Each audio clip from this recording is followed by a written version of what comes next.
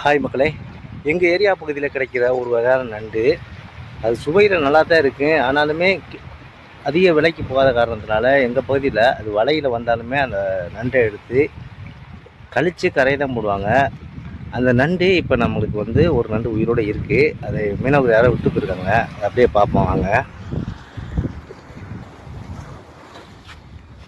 பாருங்க, இது எங்கள் ஏரியா பகுதியில் கடுக்கா நண்டுன்னு சொல்லுவோம். அந்த நண்டை இது சாப்பிட நல்லா சுவையானதாக இருந்தாலும் ஒரு சுவை கொஞ்சம் அந்தளவுக்கு இருக்காது. நீலக்கல் நண்டு மாதிரி இருக்காது சொல்லுவாங்க. இது வந்தாலுமே மலையிலேருந்து எடுத்து கீழே தான் போடுவோம். பாருங்க, எத்தாத்த நண்டு இன்னும் உயிரோடு தான் இருக்குது. பாருங்க, இன்னுமே உயிரோடு தான் இருக்குது. சரியான நண்டுங்க. இது நாங்கள் சுட்டு தந்தோம்னா அவ்வளோ ஒரு டேஸ்ட்டாக இருக்குங்க. ஃப்ரை பண்ணால் நல்லா தான் இருக்கு. அப்படி இருக்கு.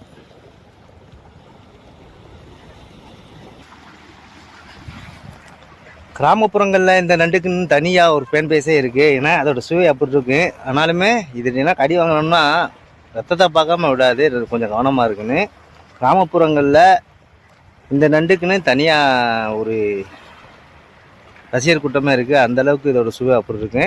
ஏன்னா நான் பார்க்குற பெரும்பாலான வீடியோக்களில் வியாபாரிகள் இந்த வகையான நண்டுகளை பெரும்பகுதியாக விற்கிறாங்க. ஆனால் எங்கள் பகுதியில் உள்ள மீனவர்கள் இதை பெரும்பாலும் சாப்பிட்றதில்ல.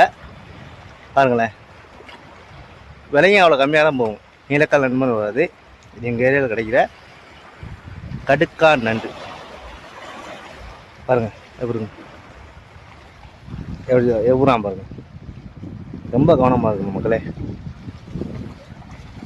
புரியுதா? இந்த நண்டுமே கிலோ 200 மேலே போகுது. அதாவது கிராமப்புறங்களில் ஒரு கிலோ 200 இந்த மாதிரி போகுது.